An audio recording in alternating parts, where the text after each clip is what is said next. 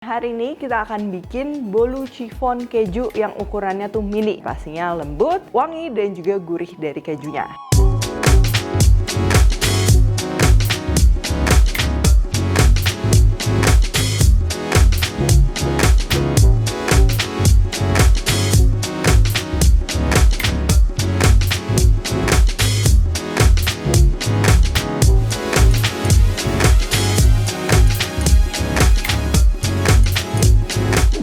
Buku keduaku sudah terbit ya, kalian bisa dapatkan secara online atau di toko buku seluruh Indonesia. Jangan sampai kehabisan.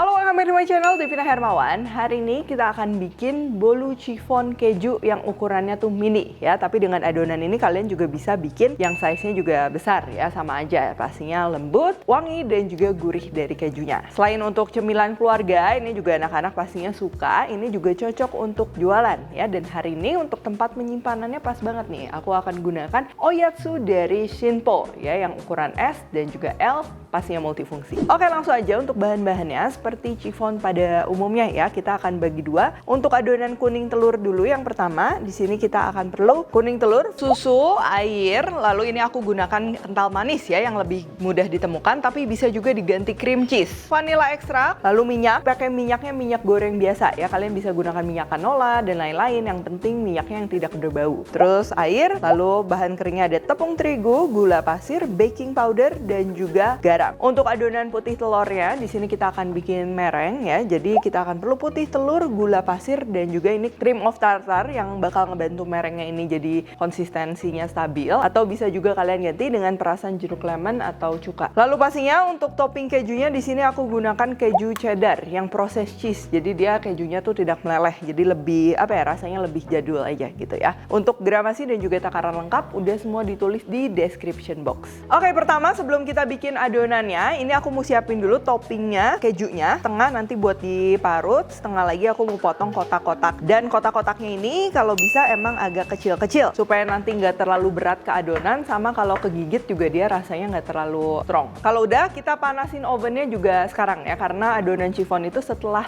siap dipanggang harus langsung dipanggang. Ini aku panasin sekitar 155 sampai 160 derajat Celcius. Api atas bawah, dan juga kalau kalian ada fan boleh dinyalain. Oke, pertama ini kita akan perlu dua wadah. Yang pertama ini kita akan gunakan untuk adonan kuning telurnya. Kita masukkan kuning telur, lalu ada kental manis, vanilla ekstrak. Untuk vanilla ekstrak jumlahnya bisa disesuaikan lagi ya, karena beda merek biasa beda lebih strong apa enggak. Terus juga minyaknya ini kita masukin, susu, air juga masuk, terus kita aduk dulu.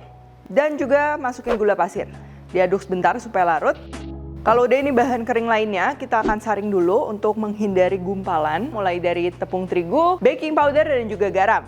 Penambahan baking powder di adonan cake, termasuk chiffon cake kayak gini, ini cukup penting. Baking powder ini akan membantu si gelembung yang dihasilkan nanti merata. Jadi kuenya itu dia bakalan naik ke atas ya, jadinya tinggi, bukan pecah atasnya doang. Oke, sebelum kita move on ke adonan putih telur, chiffon cake itu adalah salah satu cake yang basic dan juga sebenarnya simple. Tapi memang kalau yang pertama coba itu kadang suka gagal ya. Nah, ini salah satu tahap yang penting supaya chiffon cake-nya nggak gagal pada saat kita mengocok putih telurnya. Pertama, ini kita akan masukkan aja putih telurnya dan sambil dikocok, lalu ini gulanya dibagi 2 atau 3 kali, sama kita masukin juga cream of tartarnya sekarang. Pertama ini untuk kecepatan dari mixer, kalau bisa memang stabil. Ini aku mixernya di kecepatan sedang supaya merengnya juga jadinya lembut. Lalu kalau kita nggak pakai standing mixer, pakai hand mixer kayak gini, pastikan ini movementnya itu merata ya. Jadi semua bagian dari putih telurnya itu dia mengembangnya juga merata. Gulanya juga sama. Terakhir ini kita masukin semuanya. Nah, ini yang penting, kita kocok putih telurnya cuman sampai stage kayak gini aja. Kalau dibalik dia udah nggak tumpah tapi dia melengkung ya. Jangan sampai kaku banget. Kenapa? Pertama, kalau kaku banget itu kita akan sulit ketika mau nyampur sama adonan kuning telurnya tadi. Alhasil nanti kita harus ngaduknya lebih lama, putih telurnya ini jadi kolaps. Kedua juga pasti nanti konsistensinya lebih stabil, dalam artian gelembung-gelembung yang dihasilkannya nanti juga lebih merata. Oke, kalau udah kayak gini, ini jangan langsung dicampur karena nanti dia akan sulit tercampur dan takutnya malah si putih telurnya dia jadi kolaps lagi ya, kempes lagi. Jadi ini caranya kita akan ambil dulu sebagian dari putih telurnya, lalu kita akan aduk ke adonan kuning telurnya, baru kita masukin lagi ke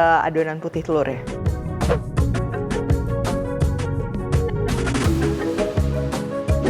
Selain putih telur, cara mengaduk. Nah, pemilihan loyang ini juga penting. Seringkali kalau misalnya loyangnya salah, chifonnya itu dia nggak bisa naik ke atas, malah kempes lagi. Pertama, jangan gunakan loyang yang non-stick ataupun loyang kayak gini dioles. Itu nggak perlu. Kalau kita bikin chiffon, biarin aja langsung kayak gini supaya dia nempel ya. Kalau nempel kan nanti begitu udah dingin dia nggak akan turun lagi. Terus juga idealnya biasa loyang chiffon ini dia bisa bongkar pasang gini. Ini juga pastinya akan memudahkan nanti pada saat melepas si chiffon cake-nya. Selain itu, kalau kalian mau chiffonnya tinggi ya, selain adonannya cukup banyak, aku lebih suka juga pakai loyang chiffon yang lurus kayak gini, bukan yang bentuknya tuh V, atasnya lebih terbuka gitu. Oke, untuk adonan 8 telur kayak gini, ini kurang lebih jadi 6 loyang diameter 10 cm. Dan penting juga adonannya begitu udah siap, kita harus langsung panggang karena ovennya kan tadi kita udah panasin. Ya, pertama ini aku bakalan isi dulu setengah, terus dikasih topping keju. Tambahin lagi setengah. Nah, ini juga kita ngisinya jangan kurang ya. Ini sekitar 70-80% supaya nanti hasilnya tinggi dan juga kokoh ya, nggak akan kempes lagi ke bawah. Terakhir keju parutnya ini kita tinggal tambahin aja di atasnya. Lalu kita akan panggang kurang lebih 35-40 menit ya. Karena ini kan loyangnya kecil. Kalau kalian pakai loyang besar pastinya perlu waktu lebih banyak ya, bisa 60-70 menit. Oke, sambil tunggu bolunya matang, sekarang ini aku mau siapin dulu tempat penyimpanannya ya. Tadi aku udah bilang aku bakalan simpan di Oyatsu dari Shinpo ya, yang merupakan tempat penyimpanan serbaguna yang aman untuk makanan ya. Jadi bisa buat nyimpan roti, donat, gorengan atau apapun. Karena pastinya ini udah BPA free, tidak berbau dan juga tutupnya ini rapet ya. Jadi makanannya akan tetap bersih. Dan kalau buat jualan, Oyatsu ini juga kalau ditumpuk banyak tuh dia bakalan stabil ya, nggak akan jatuh-jatuh. Tersedia dalam 2 ukuran. Nah, selain yang Oyatsu, ini juga kepakai banget nih di rumahku. Ini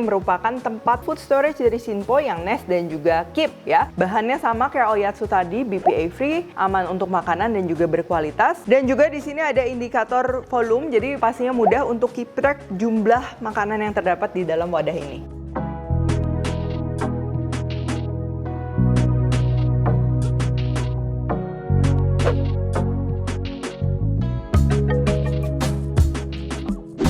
Nah, untuk lepas chiffon cake dari loyangnya ini, pertama ini bagian atasnya kita lepasin sebisanya ya. Kalau udah, dari yang bagian bawahnya ini kita tekan pelan-pelan aja. Terus bagian bawahnya kita juga lepas pakai pisau ya, kayak gini. Dan terakhir untuk lepasnya tinggal diputer pelan-pelan aja. Nah, ini harus pelan-pelan ya, takutnya jadi sobek kalau terlalu keras. Kalau udah, tinggal disajikan.